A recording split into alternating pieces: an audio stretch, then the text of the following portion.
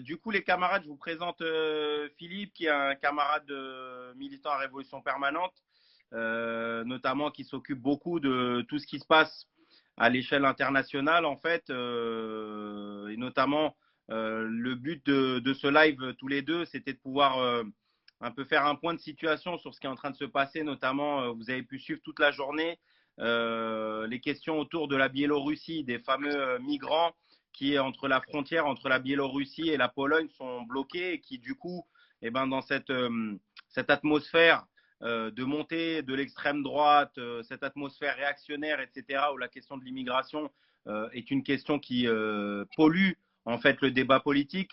On a vu à quel point en fait la plupart des politiciens de droite et d'extrême droite se sont saisis notamment de cette question des migrants bloqués à la frontière où la Pologne a envoyé même l'armée. Et par exemple, Julien Audoul, un des militants du Front National, qui a dit tout à l'heure il faut les laisser à l'extérieur crever de froid.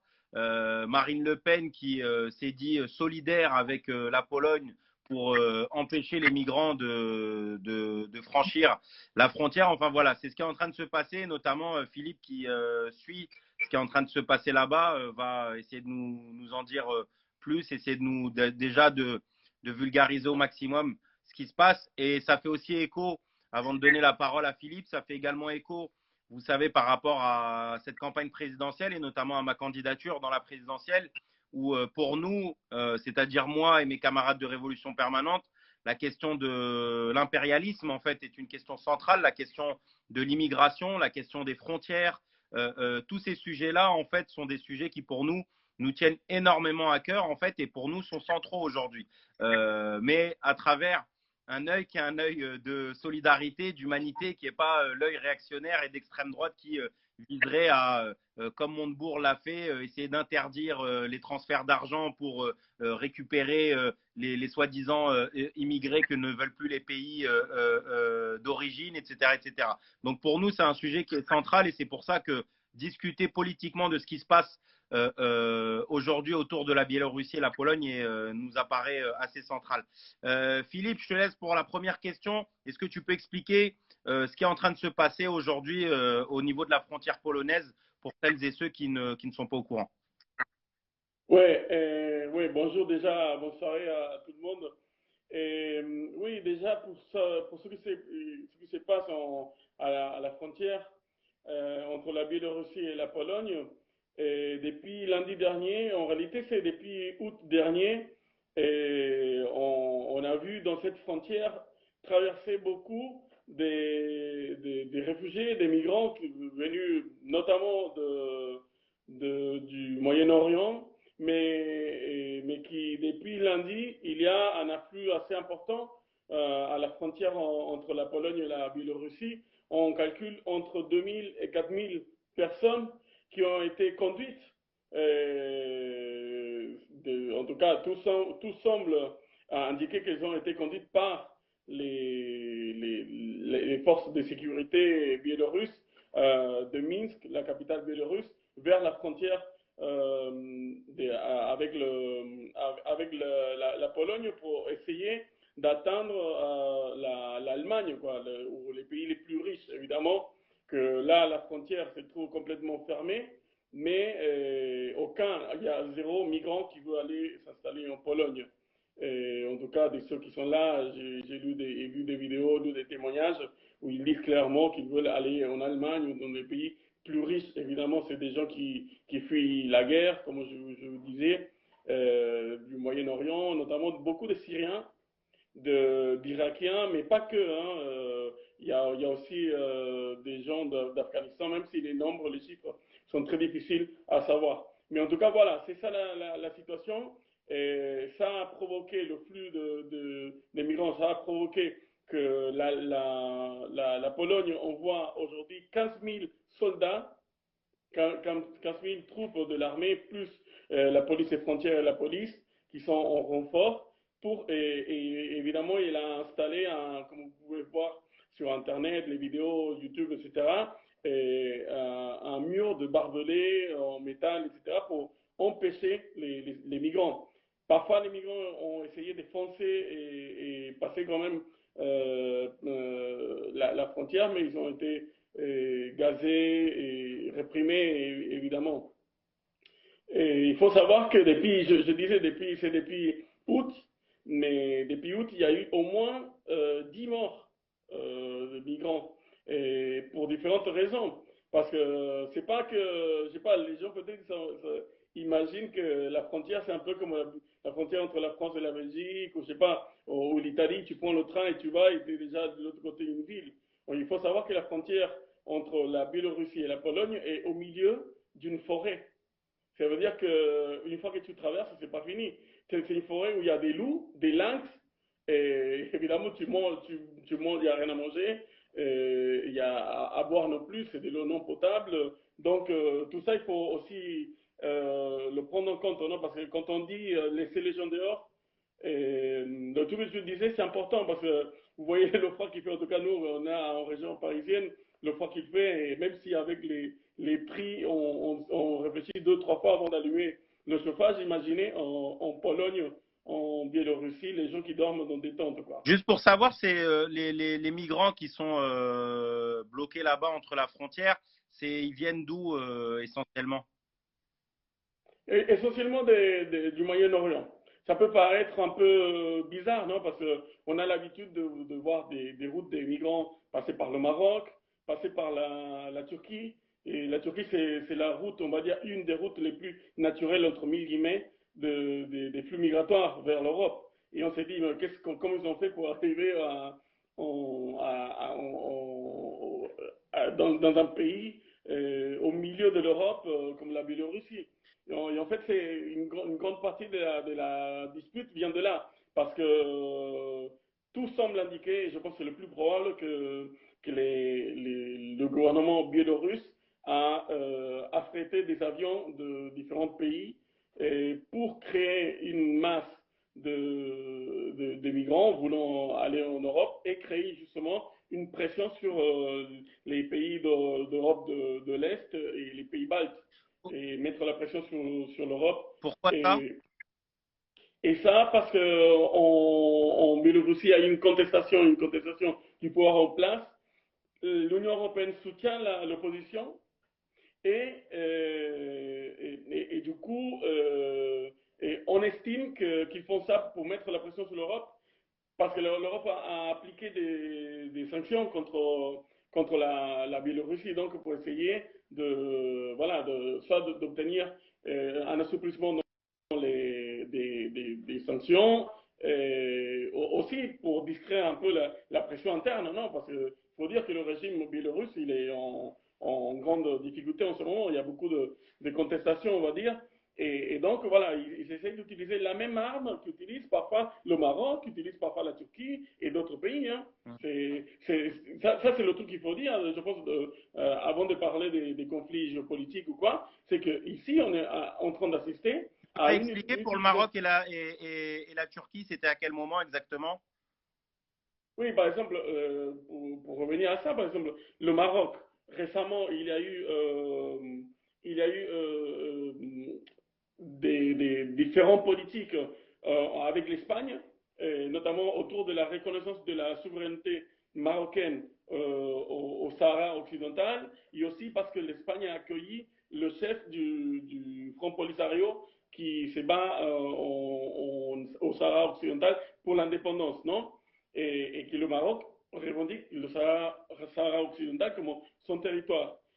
Comme ils n'étaient pas d'accord, ils ont dit aux Espagnols, OK, vous aidez notre ennemi, alors on va voir. Ils ont ouvert les vannes, entre guillemets, pour et laisser passer plusieurs des milliers des migrants qui sont tout le temps au Maroc en espérant traverser, pour mettre la pression sur l'Espagne. Et donc, en utilisant la question de contrôler les flux migratoires comme une monnaie d'échange. Et la Turquie fait exactement la même chose. À chaque fois qu'il y a des problèmes avec la Grèce, elle ouvre les vannes. À chaque fois qu'il y a des problèmes avec l'Allemagne, pareil, laisse passer. Et il faut savoir qu'avec ces pays-là, par contre, l'Union européenne paye des milliards et des milliards chaque année pour qu'ils contiennent, justement. En quelque sorte, l'Allemagne et l'Union européenne sous-traitent le contrôle des flux migratoires des réfugiés à la Turquie et au Il y Maroc. a, Et il y a d'autres aussi pays d'ailleurs aussi les qui sont. accords de Calais entre Sarkozy et l'Angleterre à l'époque pour maintenir, Oui, oui, oui, ça, maintenir les migrants à Calais, quoi. voilà, exactement. Mais ça, la différence, c'est que c'est à l'extérieur de l'Union européenne. Hmm. Et pareil, Kadhafi et la Libye, c'était la même chose. Hein. Kadhafi contrôlait les flux migratoires. C'est pour ça aussi qu'une fois que Kadhafi a été éliminé, on a vu aussi augmenter beaucoup les arrivées des migrants en Italie, par exemple, parce qu'ils partaient de Libye, comme il n'y avait plus de contrôle. C'est ça. Donc, Et c'est ça, on assiste à une vraie marchandisation, l'utilisation des migrants comme monnaie d'échange géopolitique, même économique, parce que ça implique beaucoup d'argent, non? Aussi, Et de qu'est-ce maintenir. que tu dis, toi, politiquement, de cette méthodologie en fait qu'utilisent ces pays d'utiliser les flux migratoires pour régler des conflits commerciaux ou géopolitiques? Comment, j'ai pas compris Comment ta première. c'est quoi ta vision politique de cette stratégie aujourd'hui de conflit à utiliser les flux migratoires, soit pour des questions commerciales, soit pour des questions politiques? Non, mais c'est clairement une politique 100% réactionnaire, que ce soit de la part de ceux qui utilisent les flux migratoires, mais aussi de l'Union européenne.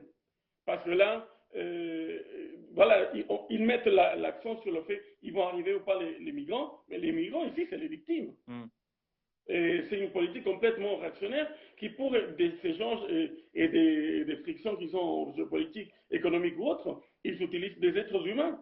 Là, on parle d'enfants, des femmes et des hommes qui vivent, ils sont dans des températures à des 0 degrés, Hmm. qui meurent dans dehors, et qu'ils l'utilisent. Parce qu'en plus, ils sont à la frontière, mais ils ne peuvent pas revenir en arrière non plus. Il y a certains qui disent, moi, je ne savais pas, on m'a dit que c'était facile de passer. Moi, dans ces conditions, je veux revenir de chez moi. Et ils ne peuvent même pas revenir chez eux. Hmm. C'est ça la question. Certains ne veulent même pas, enfin, certains peuvent abandonner le fait de dire, bon, j'y vais en Europe. Attends, je préfère rester chez moi que mourir de froid ici. Hmm.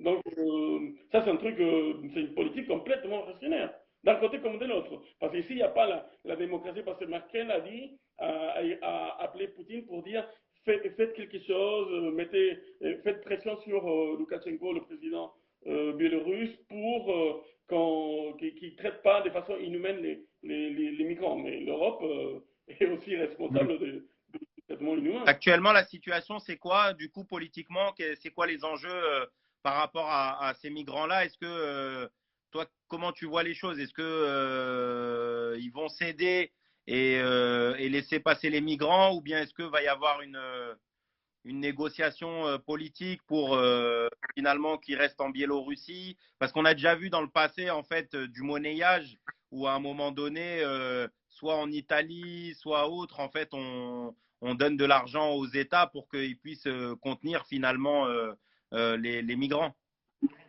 Oui, pour le moment, l'objectif de Loukachenko, à la limite, serait d'avoir l'argent, de l'aide. C'est d'ailleurs le truc que la Russie, quand Merkel a appelé Poutine, en gros, les Russes ont répondu comme ça. Je sais pas, on peut rien faire, négocier avec eux. Et si vous aidez la Turquie, pourquoi vous aidez pas la Biélorussie? Mais l'Union européenne ne veut rien savoir. L'Union européenne veut garder, en tout cas, veut continuer à faire pression. Là, ils sont en train de réfléchir à imposer de nouvelles sanctions contre la Biélorussie, mais ils ne veulent rien savoir ni de recevoir les migrants, ni d'aider la Biélorussie à les garder chez eux. Mais le truc, c'est qu'on ne sait pas si ça va marcher. Parce qu'on sait très bien que la question des migrants, c'est les questions qui divisent en Europe, qui divisent dans les sociétés, qui font monter les extrêmes contre les partis du centre. Et donc, ça peut être un problème aussi bien pour la Pologne. En plus, la Pologne, je fais une parenthèse ici. Rappelez-vous que la Pologne, en 2015, quand c'était la grande crise, où il n'y avait pas 2000, 3000 migrants, mais il y avait des millions. Il y avait au moins 1 million de migrants qui sont arrivés en Europe en quelques semaines seulement. La Pologne, c'était, et la Hongrie, avec d'autres pays d'Europe centrale, c'était opposé à la politique des quotas, non, qui voulait appliquer l'Union européenne. C'était une politique complètement réactionnaire, c'est clair. Mais leur opposition, elle était réactionnaire aussi. C'était de dire, ici, il y a pas de, on ne va pas accepter des musulmans, parce que dans leur tête, c'est ça. Les migrants, c'est les musulmans, en fait. Hmm. Et donc, Et euh, donc du point de vue de oui. la France, c'est quoi un peu le regard actuellement? Est-ce qu'il n'y a pas l'effet un peu Zemmour et qu'on voit dans les sondages autour des idées de plus en plus réactionnaires, en fait, d'une polarisation du débat très à l'extrême droite, très à la droite, en tout cas dure. On a vu Ciotti, par exemple, qui parlait d'avoir un Guantanamo à la française. On voit la primaire de la droite où il y a une surenchère permanente sur la question de la sécurité, de l'immigration, de l'islam, plus Zemmour, plus Le Pen, etc., etc. Moi, je ne sais pas un peu avoir un peu ta vision là-dessus sur du point de vue de la France, comment les choses elles sont en train de se passer d'un point de vue politique vis-à-vis de la droite, mais également aussi les réactions que tu as pu voir du côté de la gauche. Parce qu'on a l'impression qu'il y en a aussi pas mal qui se pincent le nez vis-à-vis de ça par rapport à toutes les pressions réactionnaires qu'il peut y avoir sur le pays et à pas spécialement appelé à accueillir les migrants qui sont là-bas en Biélorussie. C'est quoi un peu le regard depuis la France? Bah, ici en France, j'ai pas vu énormément de réactions.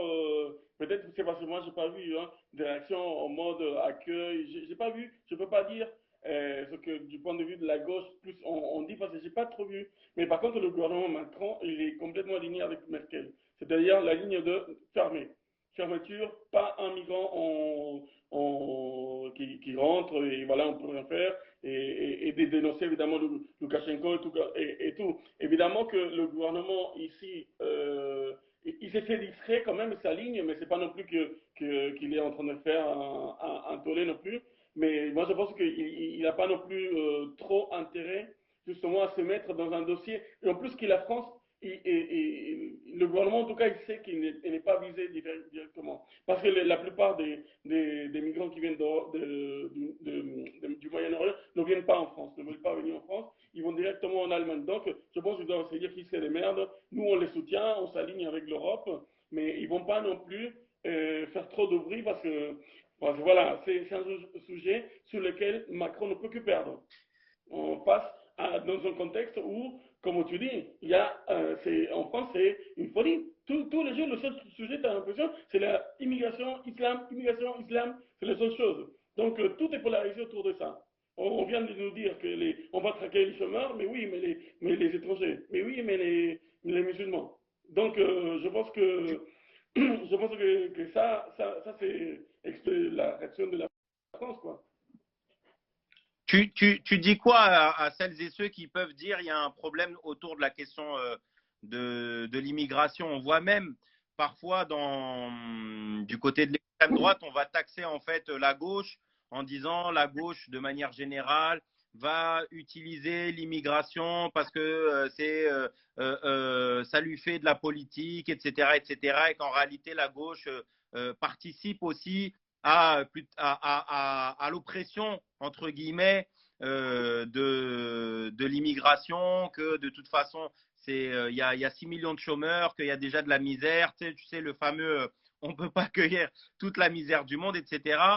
Qu'est-ce que tu dis à celles et ceux qui peuvent être atteints par ce discours qui, c'est normal, font partie aussi de notre camp social, font partie des classes populaires, certaines et certains qui sont au chômage, qui sont dans de la précarité, etc., qui voient que la situation est difficile et qui peuvent être atteints par ce genre de discours-là, en fait, réactionnaire et de l'extrême droite. Qu'est-ce que tu as envie de leur dire par rapport à la question de l'immigration?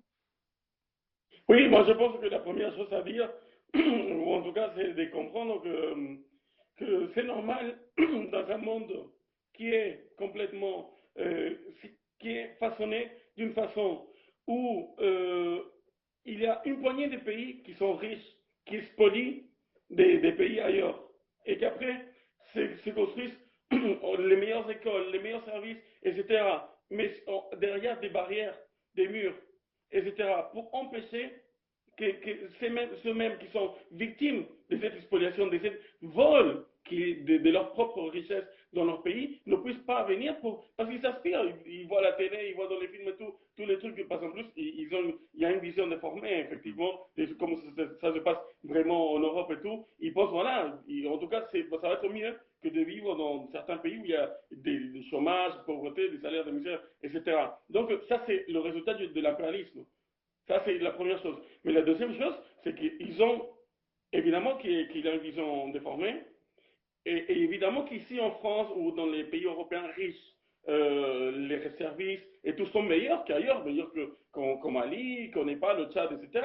Oui, c'est vrai ça. Mais aussi, c'est vrai qu'ici, il y a beaucoup de pauvreté. Il y a beaucoup de chômage, il y a beaucoup de précarité, beaucoup de pression sur les salariés, les chômeurs et autres. Et à ces gens-là qui peuvent penser que ce sont les migrants qui provoquent tout ça, moi j'ai envie de leur dire que non, qu'ils ont les mêmes intérêts que ces migrants qui fuient la misère en quelque sorte, ou les guerres, pire, les guerres parfois, non? Mm. Qu'ils ont les mêmes intérêts parce qu'eux aussi, au contraire, et moi je pense par exemple que dans un pays comme l'Allemagne, le fait qu'il y ait autant de gens qui sont venus de Syrie, etc., c'est une opportunité pour la classe ouvrière, pour qu'elle soit plus internationaliste, pour qu'elle soit aussi plus combative.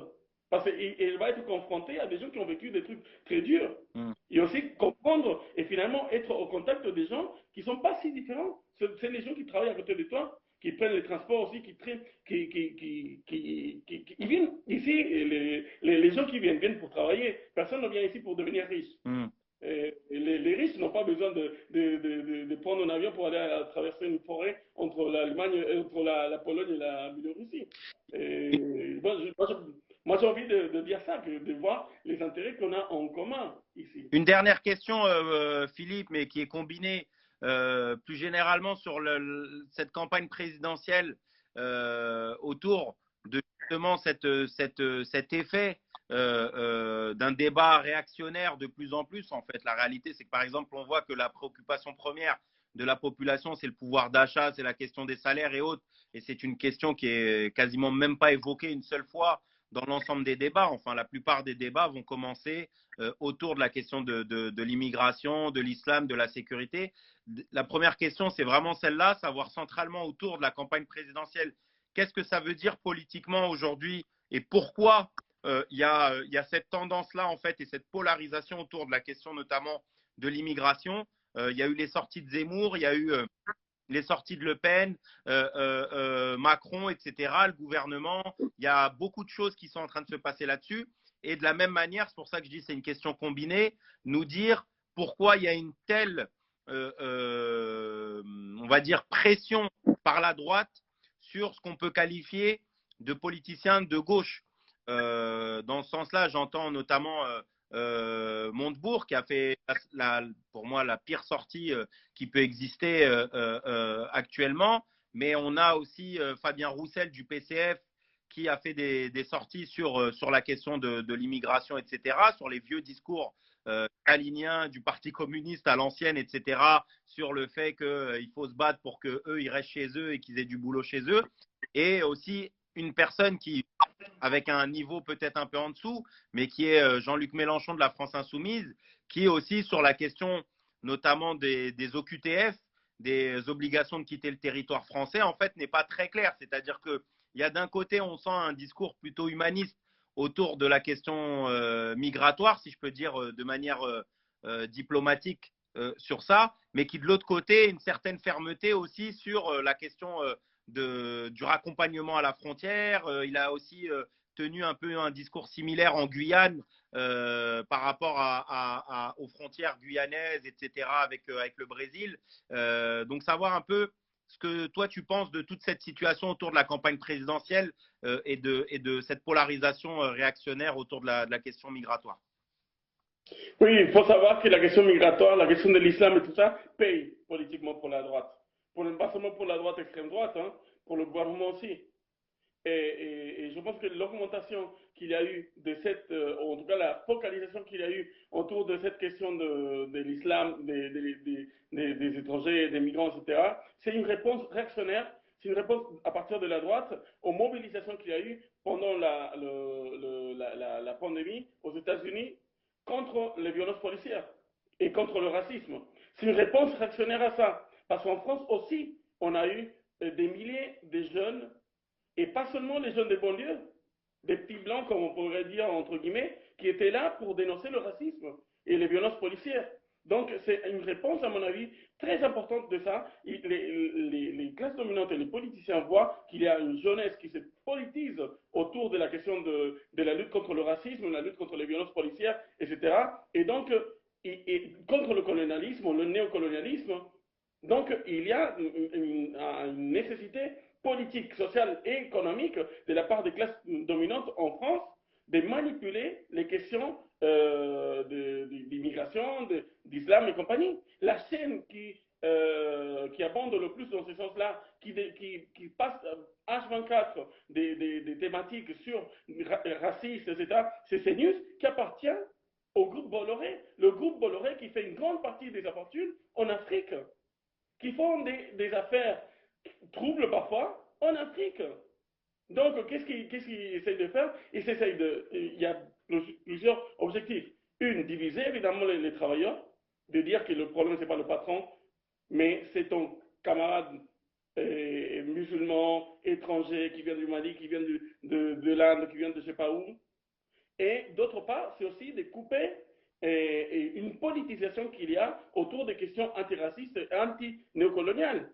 Donc, oui, parce que remettre en cause la France et les intérêts des capitalistes français en Afrique, ça, et qu'il y a une jeunesse qui regarde d'un mauvais œil ça remet aussi un problème pour ces gens-là. Donc, il y a un besoin de séparer, et notamment dans une situation où on se trouve, c'est structurel, mais c'est conjoncturel. Après la pandémie, où il y a beaucoup de chômage, où il y a aussi, non seulement une question de chômage, mais aussi des questions les gens ne sont pas contents au boulot. Beaucoup de pression, il n'y a pas assez de monde. Il y a beaucoup de travail, etc. Donc, diviser, changer la question de oui, le salaire, on s'en fout, etc. Et on va remettre sur la table la question de l'islam, du voile, de ceci, cela, et franchement, ça ne modifie, qu'il y ait une personne avec une voile ou pas, qui est machin, ça ne modifie pas le fait qu'il y a des infirmiers et infirmières qui sont en burn-out. Il y a certains qui se suicident, certains qui ne peuvent plus de travailler dans des boulots de merde. Macron a dit que dans la restauration, il y a plein de boulots, mais les gens ne veulent pas travailler dans la restauration. C'est hyper mal payé, etc. Et donc, pour faire distraction face à tous ces problèmes-là, pour lesquels la bourgeoisie et les capitalistes n'ont pas de réponses satisfaisantes pour les travailleurs, évidemment, parce que leur réponse, c'est de continuer à les exploiter ou les traquer quand tu n'as pas de boulot. Donc, ils utilisent ça. Et d'un point de vue de la gauche, le problème, c'est qu'ils s'adaptent complètement. Et au lieu de combattre ce discours, elle s'adapte elle s'adapte de façon électoraliste, parce qu'elle pense que combattre ça, c'est perdre des voix. Au lieu de lutter politiquement contre ça, il défend un discours. Par exemple, dans le meilleur des cas, Mélenchon n'était pas de la créolisation de compagnie, mais après ça, il va faire une sortie très bizarre sur les étrangers, sur ceci, sur la sécurité et machin. Mon Roussel, pour moi, il fait une campagne de droite. Qu'est-ce qu'il y a de gauche? Qu'est-ce qu'il a dit de gauche? Et le truc de Montebourg, c'est ignoble, carrément, comme tu dis. C'est quelque chose que j'avais déjà entendu de la bouche de Marine Le Pen, de sanctionner, en gros, les travailleurs qui viennent ici, qui font exploiter ici, qui payent tout plus cher que les autres, finalement, et qui envoient quelques centaines d'euros par mois à leur famille, leur faire payer pour je ne sais pas quelle raison, parce qu'en réalité, il y a même les raisons sont bidons.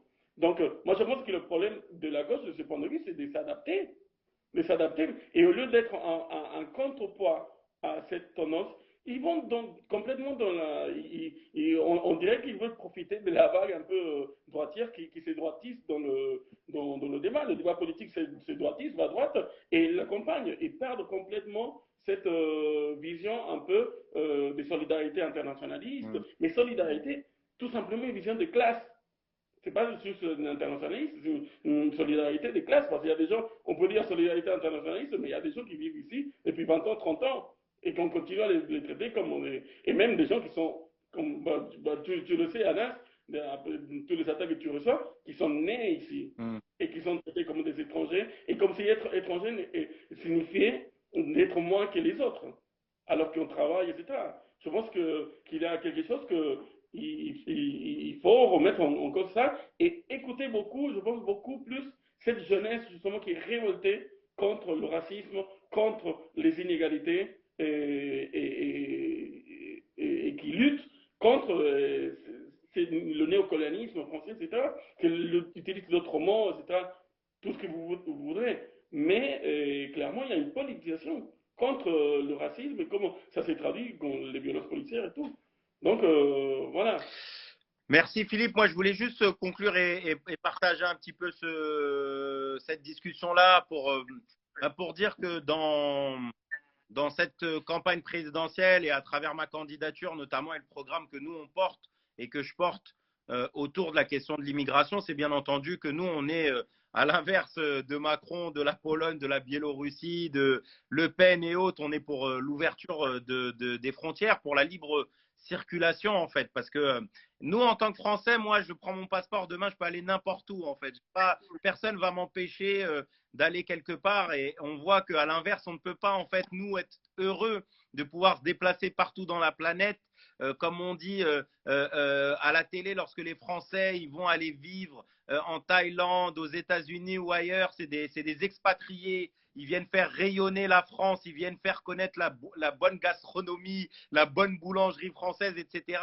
Et que les Noirs et les Arabes, eux, ils viennent juste pour gratter la CAF et le RSA. Ça, c'est complètement faux. Il n'y a personne qui quitte son pays, qui quitte la misère pour la CAF ou quoi que ce soit. Il faut savoir que d'ailleurs, la plupart du temps, pour prendre par exemple l'exemple de la Syrie, de l'Irak ou encore de l'Afghanistan, la plupart des effets de migration se font sur les pays limitrophes en fait, parce que les gens, ils espèrent une seule chose, c'est de retourner chez eux le plus rapidement possible. Ils n'ont pas à cœur, en fait, il y en a aussi beaucoup qui parfois laissent leur maison quasi intacte en fait, sans avoir pris aucun meuble, qui prennent simplement leur valise en espérant que ça va durer un mois, 2 mois ou 3 mois et que les choses vont leur permettre de retourner chez eux. Donc il n'y a personne en fait qui a à cœur de venir jusqu'en France, etc. Et encore moins pour vivre de quelques aides sociales, sachant que déjà même quand on est ici, ces aides sociales permettent à personne de vivre. Parfois même quand on a le SMIC, c'est plus que les aides sociales, ça ne permet pas du tout de vivre. Donc imaginez que quelqu'un ne laisse pas son pays, sa famille, etc. pour quelques euros, mais bien au contraire, c'est parce que parfois ils sont poussés par la misère et autres. Et donc nous, on considère qu'il y a l'urgence et la nécessité de l'ouverture des frontières, de la libre circulation et de la régularisation de toutes les personnes en fait qui sont ici et qui souhaitent aussi être regroupées avec leur famille, qui veulent un travail, etc. Pour nous, c'est central, c'est primordial, c'est une question d'humanité, c'est une question de solidarité internationale et c'est aussi une question de classe. On ne peut pas accepter en fait que Bernard Arnault, Jeff Bezos ou je ne sais pas quel patron milliardaire en fait on tolère et on accepte qui fuit la France ou qui fuit son pays pour ne pas payer d'impôts, de fisc, mais derrière qu'on ne souhaite pas que quelqu'un qui fuit la guerre et la misère sociale puisse venir en France. Donc à un moment donné, il faut aussi voir ces choses-là, que l'immigration fiscale, ça ne les dérange pas. Fuir un pays pour payer moins d'impôts ou pas du tout, ça ne les dérange pas. Et donc, à l'inverse, nous, on dit que ça ne nous dérange pas que des personnes qui fuient la misère, qui fuient les guerres, en fait, souhaitent se déplacer et vivre dans le pays dont bon leur semble. Mais plus généralement, on considère que ce système-là, les amis, est mortifère. Il montre systématiquement le bout du tunnel, en fait. C'est-à-dire que Lénine disait notamment une phrase que le système capitaliste ne sort d'une crise que pour rentrer dans une nouvelle crise. Et on le voit, en fait. On voit que la dernière crise qu'on a connue, c'était en 2008. Et on voit à quel point les crises économiques, politiques, maintenant sanitaires, plus écologiques, sont de plus en plus rapprochées. On voit que le niveau de sécheresse, etc., s'accentue, que la destruction planétaire s'accentue et que tout ça, les amis, qu'on le veuille ou non, ce n'est pas des mots d'ordre réactionnaires, ce n'est pas des fermetures de frontières ou quoi que ce soit qui va régler ces choses-là. Parce que les catastrophes climatiques vont amener, notamment du sud vers le nord, des effets de migration hyper importants. Parce que les gens, ils vont perdre leurs terres. Ils vont tout perdre en fait. Ils n'arriveront même plus à cultiver de quoi se nourrir. Et mettez-vous à la place de celles et ceux qui sont dans une misère à même pas pouvoir manger. Enfin, si vous vous souvenez de ces images de cet été à Madagascar où ils mangeaient des galettes d'argile. Vous imaginez? Ils faisaient des galettes d'argile pour nourrir les enfants. À quel point c'est terrible en fait. Pendant que nous, parfois, la moitié de notre assiette ou la moitié de notre grec ou de notre sandwich, on va le jeter à la poubelle parce qu'on est déjà rassasié dans des pays comme Madagascar. Cet été-là, pendant que nous, on était peut-être à la piscine ou ailleurs, ils mangeaient des galettes d'argile. Donc vous imaginez bien que ces gens-là, en fait, il n'y a aucune frontière qui va les empêcher de survivre. Mais maintenant, il y a une solution qui est pour nous urgente, c'est que face à l'ensemble de ces crises à répétition, il y a une urgence, c'est l'urgence révolutionnaire, on dit. C'est que nous, on veut se battre pour l'émancipation de tous les peuples exploités, opprimés à travers la planète. Que pendant que les Bolloré, Bernard Arnault et autres financent dans les pays, en fait, les oppositions les plus réactionnaires, pendant que la France envoie ses troupes au Mali, au Mozambique et ailleurs, en fait, qui participent à la déstabilisation permanente en fait, des pays, pendant que la Chine négocie du cuivre au sud de Kaboul avec les talibans. Ils demandent de l'autre côté aux talibans, laissez-nous les Ouïghours, pas touche à nos Ouïghours, laissez-nous les opprimer, laissez-nous les tuer, laissez-nous les esclavagiser. C'est comme ça que ça se passe. C'est-à-dire qu'il faut comprendre que ce système-là, en fait, ne fait que créer des crises à répétition et la déstabilisation, et qu'au final, eh ben, la misère que nous, on vit au quotidien, cette précarité, parce que derrière, il y a des riches qui s'enrichissent, parce que derrière, les prix augmentent, tout augmente sauf nos salaires, et que du coup, ils utilisent parfois ces instincts bas, en fait, qu'on peut avoir de protection, de se réfugier sur nous-mêmes en profitant, en fait, de la misère humaine et de ce qui se passe dans le monde pour essayer de nous chauffer à blanc. Et je le dis et je le répète souvent, cette phrase, ce n'est pas Mamadou qui a fermé l'usine de Bridgestone qui a mis 900 personnes à la rue. Ce n'est pas Karima qui a fermé l'usine de Fort Blancfort qui a supprimé 800 emplois. Ce n'est pas Jean-Pierre qui a fermé l'usine de Whirlpool à Amiens, etc., etc. Ce sont les grands groupes capitalistes, ce sont les grands patrons qui s'enrichissent sur le dos, qui s'enrichissent sur la misère. Et comme disait Audrey Vernon, qui est une comédienne et actrice qu'on apprécie énormément chez Révolution Permanente et qui a un soutien de toujours. Audrey Vernon, dans un spectacle, elle disait « N'oubliez jamais que pour faire un riche, il faut beaucoup de pauvres. Et pour pouvoir faire des riches, eh ben, ils ont besoin de cette pauvreté. Ils ont besoin de cette misère sociale et ils ont besoin de tout ça. Et que non, la gauche ne vit pas du soutien à l'immigration. On lutte pour que ces gens-là ils soient émancipés et que ces gens-là ils aient le droit au respect, à la dignité que n'importe quel être humain a le droit. Donc voilà les amis, pour vous donner on va dire quelques mots par la positive, par en haut, pour sortir aussi de ces situations-là qui sont terribles. Il y a l'urgence révolutionnaire pour nous et on va essayer de porter ces combats, et notamment avec mon camarade Philippe, on va essayer de porter ces combats de lutte pour la solidarité internationale, pour l'émancipation des peuples, et aussi avec toujours cette intransigeance de dénoncer ce qui se passe, de dire la vérité aux gens, d'avoir une lecture de classe, une lecture humaine et solidaire vis-à-vis de ce qui se passe à travers le monde. Philippe, tu avais un dernier mot peut-être à dire? Non, non, juste, non, mais merci pour l'invitation, mais je souscris complètement à ce que tu dis. Et effectivement, oui, c'est très important qu'on ait voilà, cette inquiétude internationaliste parce que quand on aide des travailleurs qui viennent d'ailleurs, etc., la classe ouvrière s'aide elle-même parce qu'elle se renforce face aux capitalistes qui nous exploitent. Donc c'est ça le truc, c'est pour ça qu'ils veulent diviser. Donc plus on sera ensemble, plus on sera fort justement contre ceux qui exploitent aussi bien Mamadou que Pierre, Jean-Pierre ou Karima. Voilà, donc je finis sur ça et je te remercie pour l'invitation et évidemment qu'on se tient au courant, on continuera à discuter de ces questions-là, on fera des lives. Merci énormément Philippe, merci à toutes celles et ceux qui ont suivi ce live. L'extrait en entier sera rediffusé sur la chaîne YouTube de Révolution Permanente et vous pourrez comme ça le partager et le faire tourner autour de vous. Et voilà, et on suit de près. Je crois, Philippe, tu as un article qui sort sur Révolution. Demain, justement, sur cette question de la frontière polonaise et biélorusse, on sort un article justement qui vient plus en détail, analysant plus la situation des migrants, mais aussi les tensions non, géopolitiques internationales et les enjeux internationaux qui sont en jeu, justement. Ça marche. Merci Philippe. Voilà. Allez, Au à revoir. tous. Salut, salut.